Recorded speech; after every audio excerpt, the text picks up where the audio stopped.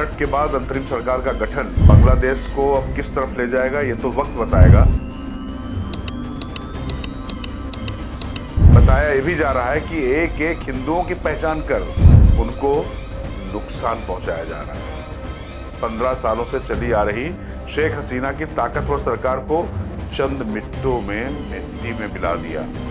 बांग्लादेश में जिसको छात्र आंदोलन बताया जा रहा है, शेख हसीना सरकार का तख्ता पलट करने के लिए जिन छात्रों की ताकत को जिम्मेदार ठहराकर जमहूरियत और छात्र एकता की शान में कसीदे काढ़े जा रहे हैं, अगर उसका स्याह सच पूरी तरीके से अगर आपकी आंखों के सामने आएगा तो आप मानकर चलिए कि आपको अफसोस होगा। वो इसलिए क्योंकि जिस तरीके से वहां पर अल्पसंख्यकों पर यानी हिंदुओं पर बुरी तरीके से अत्याचार शुरू हो चुका है, धार्मिक स्थल जलाए जा रहे हैं, औरतों की आबरू संकट में है, पुरुषों को बच्चों को भी नहीं बख्शा जा रहा है।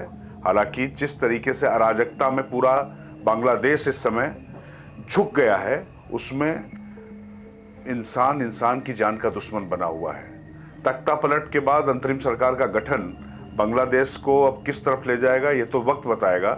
क्योंकि जिस तरीके से मोहम्मद यूनुस को बांग्लादेश की कमान सौंपी गई है, वो अराजनीतिक हैं। ऐसे में नोबेल पुरस्कार विजेता रहे और अर्थशास्त्र के प्रोफेसर मोहम्मद यूनुस किस तरीके से इस पूरी तहस नहस व्यवस्था को संभाल पाएंगे, ये एक बड़ा सवाल है।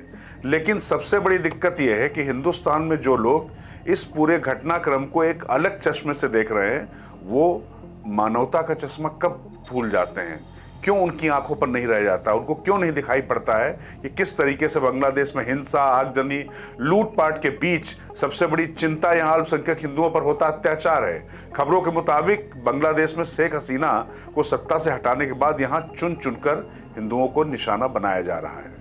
घरों में आगजनी से लेकर उनकी जान तक ली जा रही है। महिलाओं के खिलाफ हिंसा की वारदातें लगातार बढ़ती जा रही हैं। बताया यह भी जा रहा है कि एक एक हिंदुओं की पहचान कर उनको नुकसान पहुंचाया जा रहा है, और नुकसान ये उनकी जान की कीमत तक है। और इसके पीछे जिस संगठन का नाम आ रहा है, उसकी भूमिका बांग्लादेश के मौजूदा संकट के लिए सबसे महत्वपूर्ण है। 5 अगस्त 2024 को बांग्लादेश की प्रधानमंत्री रही शेख हसीना को अगर अपनी जान बचाकर देश से भागना पड़ा तो इसके पीछे इसी संगठन की बड़ी भूमिका थी। और इसके बाद से ही पूरी दुनिया में नाम सुर्खियों में है, और इसका नाम है जमात-ए-इस्लामी। जी हाँ, ये वही जमात-ए-इस्लामी है जिस पर आरोप है कि 1971 में जब बांग्लादेश अलग देश बना था, तब इस संगठन ने पाकिस्तान से अलग होने का न सिर्फ विरोध किया बल्कि पाकिस्तान का साथ दिया था। ऐसे में आरक्षण के बहाने शेख हसीना और उनकी सत्ता को उखाड़ फेंकने के पीछे उस पर जो आरोप लग रहे हैं, उसका सच क्या है और ये कितना खतरनाक है, ये अगर खुली आंखों से और संवेदनशीलता के साथ कोई देखेगा तो समझना मुश्किल नहीं है। तो जरा जमात-ए-इस्लामी की उन्हीं गतिविधियों को डिकोड करते हैं। जमात-ए-इस्लामी आज बांग्लादेश की सबसे बड़ी इस्लामिक राजनीतिक पार्टी है। हालांकि 1 अगस्त 2013 को बांग्लादेश की सुप्रीम कोर्ट ने इसका पंजीकरण रद्द कर दिया और राष्ट्रीय चुनाव लड़ने के लिए भी अयोग्य ठहरा दिया। और रही सही कसर तत्कालीन शेख हसीना सरकार ने 1 अगस्त 2024 को बांग्लादेश में जमात-ए-इस्लामी और उसके छात्र संगठन बांग्लादेश इस्लामी छात्र शिविर पर बैन लगाकर पूरी कर दी। और फिर बांग्लादेश में जो हुआ वो इतिहास में दर्ज है और बांग्लादेश के काले अध्याय के रूप में, और जिसमें अल्पसंख्यकों के खून से ये काला अध्याय लिखा जा रहा है। नमस्कार, मैं राजकिशोर। जरा गौर कीजिए, 1 अगस्त 2024 को बांग्लादेश के तत्कालीन शेख हसीना सरकार ने आतंकवाद रोधी कानून के तहत जमात-ए-इस्लामी और उसके छात्र संगठन इस्लामी छात्र शिविर पर प्रतिबंध लगाया था। और सिर्फ 4 दिनों के भीतर यानी 5 अगस्त 2024 को छात्रों या कहें तो नौजवानों का ऐसा उग्र, हिंसक और अराजक प्रदर्शन हुआ जिसने बांग्लादेश में 15 सालों से चली आ रही शेख हसीना की ताकतवर सरकार को चंद मिनटों में मिट्टी में मिला दिया। जी हाँ, शेख हसीना के पास सिर्फ 45 मिनट बचे थे, और अगर वो देश नहीं छोड़ती तो शायद उनका हश्र भी उनके अपने पिता शेख मुजीबुर रहमान की तरह हो सकता था, जिसमें उन्हें और उनके परिवार के कई सदस्यों को अपनी जान तक गंवानी पड़ी थी। हालांकि उस घटना के पीछे सेना के एक गुट का विद्रोह था। दरअसल 1 अगस्त 2024 को जो विद्रोह हुआ उसमें छात्रों की भागीदारी तो थी, लेकिन उसमें जमात इस्लामी और उसके छात्र संगठन इस्लामी छात्र शिविर का हाथ ना हो, इससे कैसे भला इनकार किया जा सकता है? क्योंकि सिर्फ 72 से 80 घंटे के भीतर छात्रों की भीड़ और नौजवानों का हुजूम बिना किसी मजबूत बैकअप के कैसे प्रधानमंत्री आवास में घुसकर लूटपाट मचा सकता है?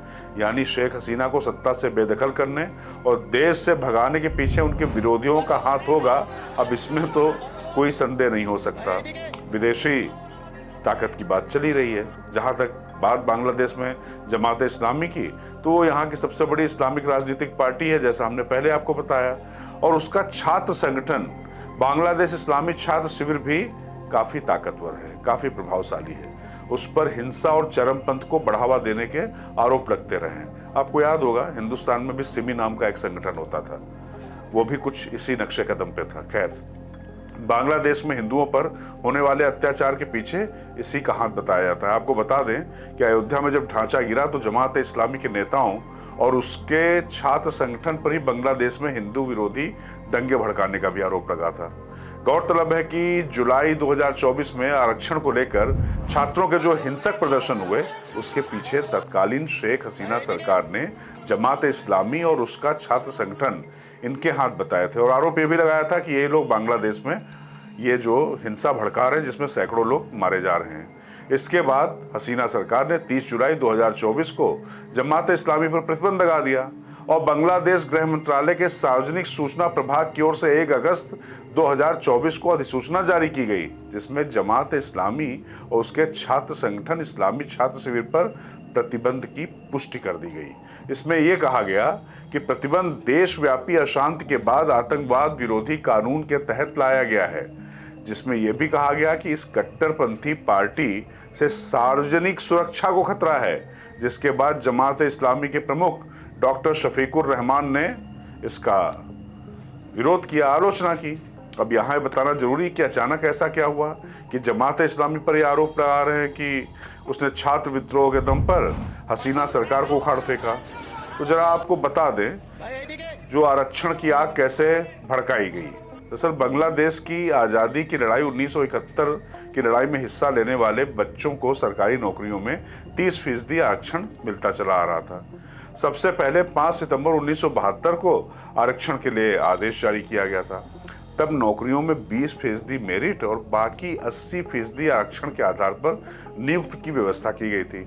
बाद के सालों में आरक्षण व्यवस्था में कई बदलाव भी किए गए, लेकिन 30% आरक्षण की व्यवस्था हमेशा जारी रही। हालांकि बाद में सरकार ने कोटा खत्म कर दिया, लेकिन जून 2024 को हाई कोर्ट ने कोटा 56% तय कर दिया, जिसके बाद से नौकरियों में कमी और कोटा सिस्टम खत्म करने की मांग को लेकर छात्र विरोध प्रदर्शन करने लगे।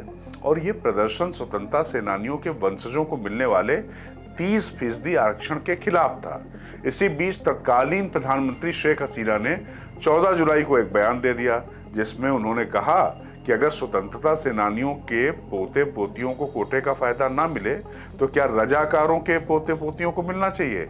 इस बयान ने छात्रों और नौजवानों के बीच आग में घी डालने का काम किया और वे आक्रोशित हो गए। कोटा सिस्टम को हटाने की मांग ने और ज्यादा जोर पकड़ लिया।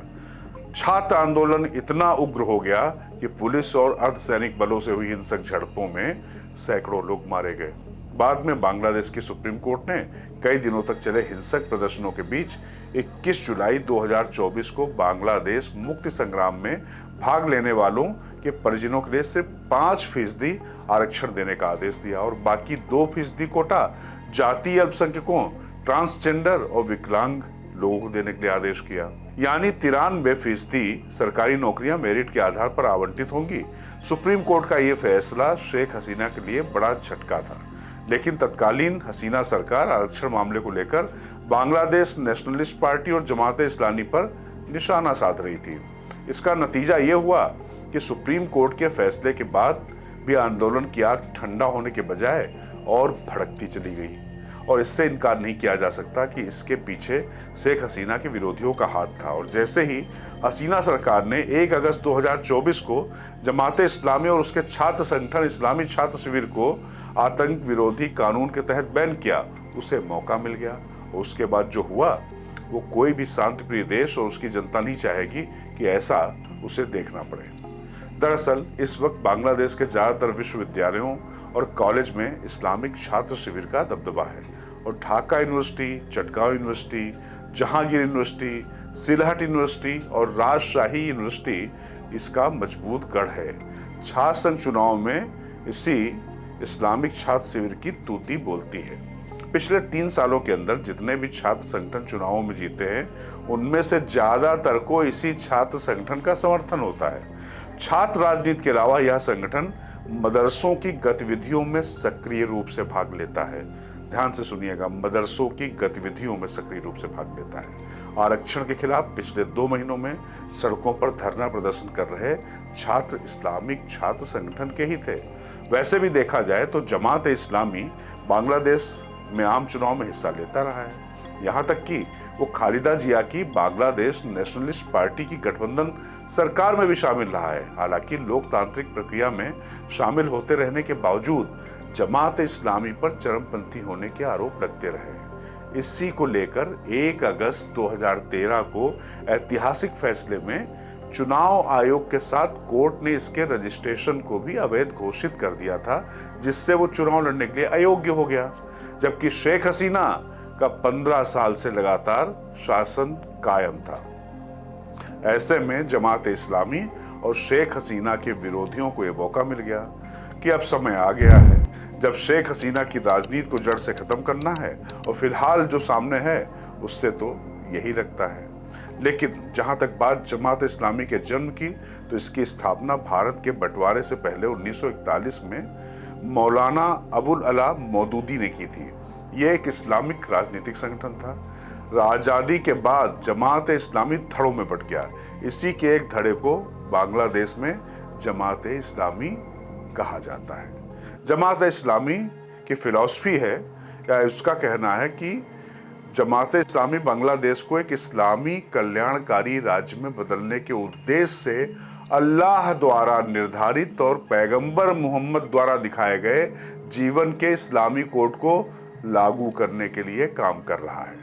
1971 में जमात इस्लामी ने पाकिस्तान से अलग बांग्लादेश बनाए जाने का विरोध किया था। तभी माना जाता है कि 1971 में जब बांग्लादेश में नई सरकार बनी तो जमात इस्लामी को राजनीतिक भागीदारी से प्रतिबंधित कर दिया गया, क्योंकि तब सरकार धर्मनिरपेक्ष थी। और जब बांग्लादेश अलग देश बना तो 1975 में राष्ट्रपति शेख मुजीबुर रहमान के तख्ता पलट और उनकी जान जाने के बाद जमात ने बांग्लादेश में खुद को फिर से खड़ा किया और देश की सबसे बड़ी इस्लामी पार्टी बन गई। जमात इस्लामी और उसके छात्र संगठन को लेकर एमनेस्टी इंटरनेशनल ने अपनी रिपोर्ट में कहा था कि ये लोग बांग्लादेश में हिंदुओं को लगातार निशाना बनाते रहे हैं। वहीं बांग्लादेश में एक एनजीओ का अनुमान है कि 2013 से 2022 तक बांग्लादेश में हिंदुओं पर करीब 3600 हमले हुए, जिसमें से कई में जमात इस्लामी का हाथ रहा है। सालों तक बांग्लादेश की सत्ता पर सेना का कब्जा रहने के बाद जब 1991 में बांग्लादेश नेशनलिस्ट पार्टी की खालिदा जिया पहली महिला प्रधानमंत्री चुनी गई, तब जमात इस्लामी भी सरकार का हिस्सा रहा और खालिदा जब दूसरी बार 2001 में प्रधानमंत्री बनी तब भी वो उनके साथ रहा। यानी बांग्लादेश नेशनलिस्ट पार्टी और जमात इस्लामी का याराना पुराना और पुख्ता है, और इसकी तस्दीक करती वो मौजूदा घटनाएं हैं जिसके मुताबिक भ्रष्टाचार के आरोप में सजा काट रही खालिदा जिया की रिहाई हो गई है। वैसे भी उनकी बांग्लादेश नेशनलिस्ट पार्टी में तमाम कट्टरपंथी नेता हैं और इन पर कट्टरपंथ को बढ़ावा देने के आरोप लगते रहे हैं, और जमात इस्लामी के साथ दोस्ताना तो जगजाहिर है। इस पर खबरें ये भी हैं कि बांग्लादेश में मौजूदा क्राइसिस को लेकर जब राष्ट्रपति ने बैठक बुलाई थी तो भी उसमें जमाती इस्लामी के नेता मौजूद थे। हालांकि जमात इस्लामी के चुनाव लड़ने पर कोर्ट और चुनाव आयोग ने बैन लगा रखा है, लेकिन जैसा कि बांग्लादेश में अंतरिम सरकार का गठन हुआ है तो बांग्लादेश में कट्टरपंथी जमातों के दबदबे से भला कोई कैसे इनकार कर सकता है। और ये ना तो बांग्लादेश के लिए और ना ही पड़ोस के देशों के लिए शुभ है।